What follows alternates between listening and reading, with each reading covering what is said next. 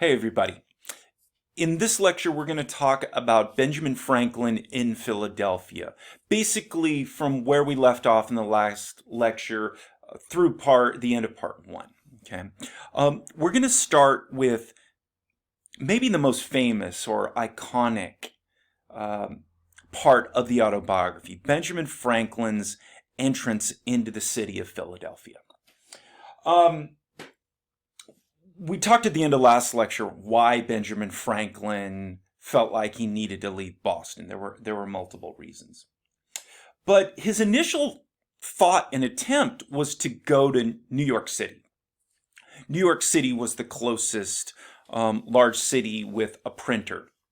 And so Ben thought he would start in New York. So he initially heads down to New York, talks to the printer there, and unfortunately, he didn't have enough work to hire Ben. However, he had a son in Philadelphia. And the last he had heard from his son in Philadelphia was that the guy's assistant had died and was in need of a skilled printer to help him in his shop. So the guy told Ben, if you don't have any other options, maybe think about going down to Philadelphia. And Ben didn't have any better options, so that's in fact what he decided to do. What I'm going to do now is read Franklin's description of his entrance into Philadelphia. Like I said, partly because it's just sort of the most famous passage from the book. It's just interesting and revealing. All right. And so this is in the middle of part one where he says, I've been the more particular in this description of my journey, and shall be so of my first entry into that city being Philadelphia, that you may in your mind compare such unlikely beginnings with the figure I have since made there. All right. So he's saying, I know I've been talking a lot about this description of leaving Boston and getting to Philadelphia. And he admits, and I'm going to continue talking about it. He says, because I want you to mark the difference between the young man that entered that city and who I am now, 65-year-old Benjamin Franklin, rich, famous, powerful, well-connected. The reason this is such an iconic part of the autobiography is this is where the rags to riches story begins. This is where he describes it. Ben walks into Philadelphia as a broke nobody, and then goes on to become one of the most powerful people in the city and the colony of Pennsylvania. All right, this is why it's such an important, such a remembered part of the autobiography. All right, and I continue. I was in my working dress, my best clothes being to come around by sea.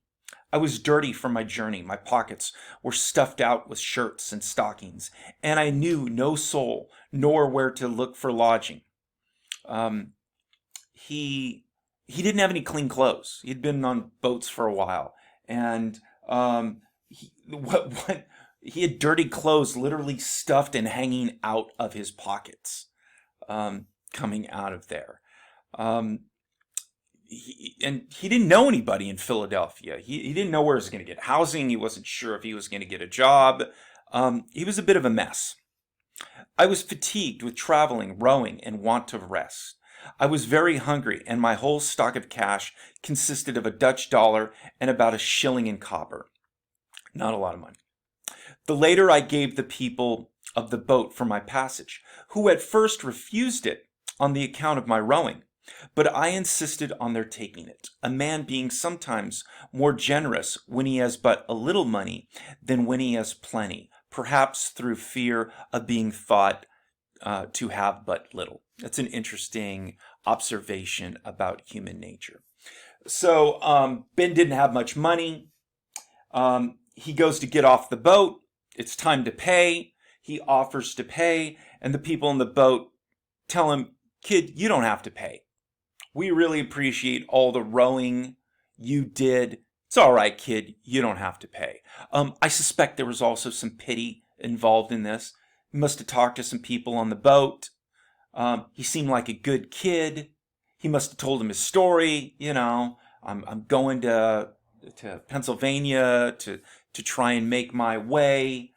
He was 17 years old. He was a kid. I suspect there was some pity involved. He seemed like a really nice, hardworking kid, and they were like, "Yeah, it's okay, kid. You don't have to pay." But interestingly enough, he insisted on paying. He demanded he pay. And if you're paying attention from your reading, Franklin really emphasized saving and the importance of not wasting money. I told you before, that's what attracted him ultimately to the vegetable diet. But here we see Benjamin Franklin spending money he doesn't have to. He's literally been told, "Kid, you don't have to pay," and he's insisting on paying. Now, why is he insisting on paying? He's insecure. He is fearful that people see him as being poor. And to counteract this impression of him being poor, which he really is, he insists on paying. And he makes this interesting observation about human nature. A man being sometimes more generous when he has but a little money than when he has plenty, perhaps through fear of being thought but to have little. What he's kind of saying is the only thing that's worse than actually being poor is having people think you are poor. And if people think you're poor, maybe you'll spend money just to disabuse people of that impression of you. It's an interesting observation, and I think quite true. Right? So he continues. Oh, sorry. Oh, there we go. Then I walked up the street, gazing about till near Market House. I met a boy with bread. I had made many a meal on bread. Ben is still a vegetarian at this time. So he's saying, I made many a meal on bread. Damn right, if you're a vegetarian at this time, I'm sure you did eat a lot of bread. I'd made many meal on bread, and inquiring where he got it, I went immediately to the baker's he directed me to in 2nd Street and asked for biscuit, intending such as we had in Boston. But they, it seems, were not made in Philadelphia. Then asked for a 3-penny loaf and was told they had none such. Ah, damn it. So not considering or knowing the difference of money, and the greater cheapness nor the names of the bread, I made him give me 3-penny worth of any sort. He gave me accordingly 3 great puffy rolls. I was surprised at the quantity, and took it, but having no room in my pockets, walked off with a roll under each arm and eating the other. All right. I give you 2 different pictures of this description. The beginning of part 3 is a picture of this. Where is it? Yeah, there's Ben with his 3 great puffy rolls. He has one under each arm. Here he is. You can see one of them under each arm. I told you, this is an iconic part of the book. There's lots of art in depicting what happened here. What you'll notice so far, and he's going to continue elaborating on this, is Ben is making himself seem clueless and kind of frankly ridiculous as he goes on. So he's starving, he gets off the boat, he sees a kid eating bread, and he asks the kid, "Hey kid, where'd you get that bread?" And the kid's like, "Oh, there's a baker on 2nd Street. Ben runs in there. It says, "Okay, give me biscuit." Well, this is a different colony. Apparently, Pennsylvania, they didn't have biscuit. And so they didn't know what he's talking about. So he says, "Well, give me a 3-penny loaf." Again, something from Boston. Philadelphia, they're like, "What's a 3-penny loaf? We don't know what that is." And so Franklin, just starving, just says, "Okay, give me 3 pennies of anything." Philadelphia was a newer city, a smaller city than Boston.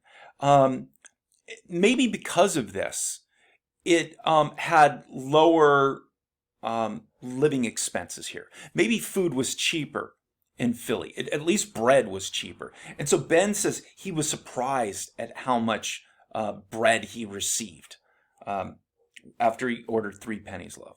And maybe back in Boston, if this happened, Ben would have looked at that and told the baker, "Oh, no, no, no, no, that's too much bread. No, no, I don't need that. Just give me one of those." But he's kind of clueless and insecure, doesn't know what's going on. He ordered 3 pennies worth. They gave him 3 pennies worth. So he just took it. So he shoves one under each arm and he starts walking around. He's kind of buffoonish, right? Continuing. I turned and went down Chestnut Street and part of Walnut Street. Oh, I'm sorry. I skipped ahead. Let me go back.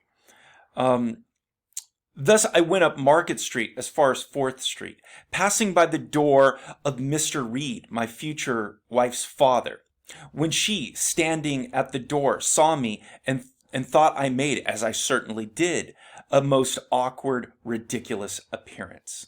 Okay, great. Now there are ladies involved. Here, you see that?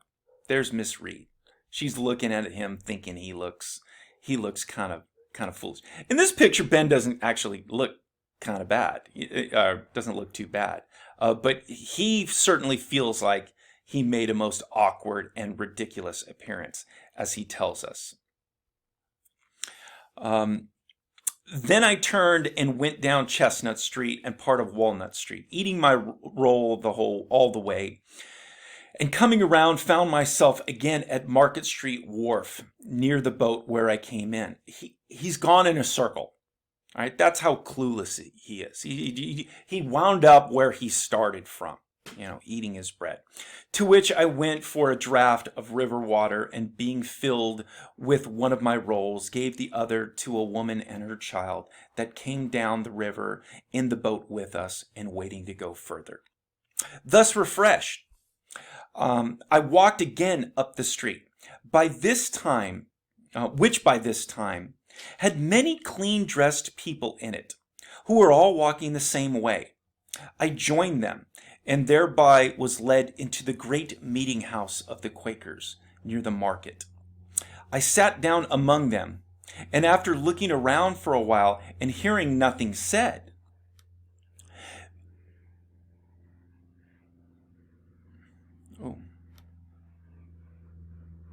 I double-clicked. Being very drowsy through labor and want of rest the preceding night, I fell fast asleep and continued so till the meeting broke up, when one was kind enough to rouse me. This was therefore the first house I was in or slept in Philadelphia. Okay, there's something really funny about that, but to appreciate the humor in it, you need to understand the nature of Quaker church services. All right. So he's walked in a circle. He drank a little river water. He's feeling better, and he's got to figure out somewhere to go. And so he's so clueless. He looks around and he sees a pack of clean people walking down the street. And so he just says, "Okay, I'm just going to follow these people." They were Quakers, and they were going to the great meeting house of the Quakers. Like the Puritans, the Quakers called their churches meeting houses. So they were going to church, and he just follows them, and he walks in there. And he sits down, and he sits down, and he looks around, and nobody says anything, and he falls asleep. The Quakers had an unusual way of conducting church services. The Quakers were the dominant religious group in Philadelphia and in Pennsylvania. As American population grew, the Quakers would come to be a rather small sort of minority religious interpretation of Christianity. However, the Quaker influence on American history would be dramatic, way more important than the rather limited numbers. And that's because the Quakers had an interesting interpretation of Christianity that would become very influential on the direction of American political history. See, the Quakers believed that all men and women were equal. This came from their belief that all human beings had a special insight about God within them, a unique insight. The Quakers referred to this as the light of God. Each human being had within them the light of God. And because we all have this unique light of God within this, we are all special and we were all equal. A very profound sense of equality. Okay. This, by the way, is also why the Quakers would be pacifists. They did not believe in war. Because you could not kill other people because those other people have the light of God within them. So the Quakers developed this very radical notion of equality. When you look at the history of slavery and the history of abolitionism, and you look at who were the important, dominant, early white abolitionists, the vast majority of them were Quakers.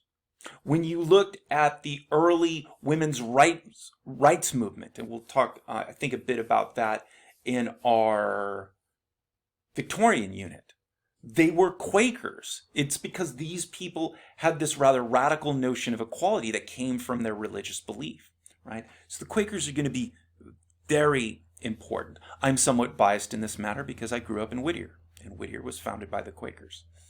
I didn't come from a Quaker family, but nonetheless. People from Whittier, we respect the Quakers. We know our history. And so, because of this radical idea of equality, the Quakers didn't have assigned ministers in church. That would seem too hierarchical.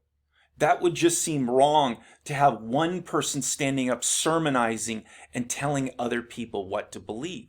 So instead, a Quaker church service was simply people would meet in the meeting house, and you would sit down and you would wait for people to feel the inspiration of God placed upon them. And when somebody was feeling the Lord, they would stand up and they would share with the rest of their fellow believers. They'd say, something along the line. It occurs to me now, I was reading Leviticus last night, and the Lord, And they would just share whatever they were feeling, whatever they happened to them, whatever they thought was relevant and worth sharing. Everybody had this light of God within them, so it was valid for you to stand up and share. And then when they were done, they would sit down and wait. And you would just wait until somebody else had something to share. And so it was common in Quaker church services to have these long pauses where everybody would just sit in silence. And it wasn't an awkward silence because it was understood. We're just sitting here waiting for the inspiration of the Lord to come upon us. And so Ben sits in there, not knowing anything about the Quakers or what's going on. He sits down there. Nobody's saying anything. And he says, I was tired from being on that boat. There was trouble, he describes, getting from Boston to New York to Philadelphia in that. And so he's just beat. And so he says he just looks around and nobody's saying anything, and he just fell asleep. Until somebody, he tells us, was nice enough to rouse him afterward and say, hey, kid, it's time to go. You don't have to go home, but you can't stay here. You got to go. And so Ben jokingly says that this was the first house I was in Philadelphia. He's making fun of himself. He was, in walking into Philadelphia, he was clueless. He was buffoonish. He's walking in circles. He's buying stuff he doesn't need to. He's paying for boats he didn't have to pay for. He's fallen asleep in churches. And this is the entire point of the story. Look at how clueless I was when I started. I was broke. I was ridiculous. I was buffoonish. Girls are looking at me and thought I was a clown. Couldn't have looked that foolish. I mean, she eventually wants to be with him. But nonetheless, that's how he felt. And yet, look at how things ended up. He became Benjamin Franklin of Philadelphia. And let me tell you, the only American that is more recognized in a city than Benjamin Franklin in Philadelphia is probably Henry Ford in Detroit. You go to Detroit, it seems like every fifth street is named Ford. Every other school is named Henry Ford, whatever school. Henry Ford to this day still kind of owns Detroit. But second place in that with being identified with the city is Benjamin Franklin in Philadelphia to this day. Go to a public library in the city of Philadelphia. Guess whose picture you will see on the outside? Benjamin Franklin. Why? He created the public lending library system in Philadelphia. Go by a fire department in Philadelphia. What are you going to see? You're going to see an image of Benjamin Franklin with an old-timey fireman's hat. Why? Because he invented the fire department in Philadelphia. This association, Ben might have been born in Boston, but Philly claims him for that. And this is the story about that beginning. It's the story of the self-made man. It's the story of the pull yourself up by your bootstraps. And so that's why we spent some time talking about it, because it's just such an iconic part of the book. Okay. Let's talk about something. Oh, wait, wrong slide. Okay. Let's talk about something that happened on the boat ride coming over. It's a little throwaway passage. It's just right before, a paragraph or two before what I just read for you on there.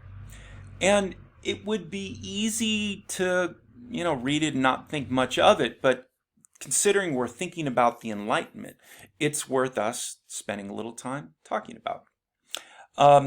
So this is the passage. So he's been on some boats going from New York to Philadelphia. You'll notice as he describes his travel, he keeps going by boats. Why boats? Why not just hop on a horse and go? Look, at this time, traveling on boats was both more convenient and faster, and also, frankly, a little bit safer than otherwise. Roads weren't very good. Being by yourself is a little scary, and so it was often more convenient to travel by boat during this time. I was going through a lot of rivers to get down to Philadelphia. Okay, so he says, in the evening, I found myself very feverish and went to bed. But having read somewhere that cold water drank plentifully was good for fever, I followed the prescription, sweat plentifully most of the night, and my fever left me. And in the morning, crossing the ferry, I proceeded on my journey on foot, having 50 miles to Burlington, where I was told I should find boats that would carry me the rest of the way to Philadelphia. Like nothing, right? One. Sorry about that. Has that been there the whole time? Embarrassing. One sentence. Just sort of a throwaway, oh, by the way. But it reveals some interesting things for us. I told you, so many of Ben's stories in part one starts with, one day I was reading a book, and in this book it talked about such and such. And this is, once again, another example of it. Let's be clear, though. Back in Ben's days, fevers were more worrisome things than for us today. Today, somebody gets a fever if they're normally healthy. We don't have to worry about it very much. We'll assume that fever is going to pass and things will be okay. In Ben's time, fevers could be a more legitimate area of concern, primarily because they didn't have very good ways of controlling fever if they became quite severe. Okay, and so when Ben says, "Look, I got a fever in this trying circumstance where I was hungry, cold, out on a boat, not a great place to rest," that would be maybe more worrisome than we would appreciate as modern readers. Fevers were no joke back in these days. But Ben remembered reading in a book, drinking a lot of water is supposed to be good for fevers. So Ben said, all right, I got plenty of water here. all right, I'm going to drink a bunch of water. And sure enough, he does it. And the next day, almost miraculously, he wakes up without a fever. We see simultaneously in this both a faith in reason and a willingness almost to experiment scientifically about this. Okay? He'd read in books, he'd reasoned that this is good, so now he was going to experiment and try. He had a hypothesis. Water drank plentifully is good for a fever. And he tries his experiment, and his experiment worked, and the next day, miraculously, he was healed. So we see reason, we see science on display. What's interesting about it also is what he doesn't say. Imagine our old friends, the Puritans. Imagine this very same circumstance happened to a Puritan. He was sick. She was sick. Drank a bunch of water. Was miraculously healed. The next morning, what are they going to do? They were going to thank God. They were going to praise God. If they were writing about this, they would inform the reader that they're going to thank God. I want you all to know I'm thanking God for this because God made this possible. This, for a Puritan, would be an example to praise God and let other people know the importance of God. Do we see any of this with Ben? Nope. We don't see much of that at all in the autobiography. A couple times in the beginning that we talked about, he made some attempts to thank God, always while at the same time recognizing his own involvement in the success in his life. And here would seem to be a tailor-made opportunity for somebody who is very faithful, who is interested in bringing other people to Christianity, to acknowledge God's importance in their life. Not Ben. Ben doesn't say a peep.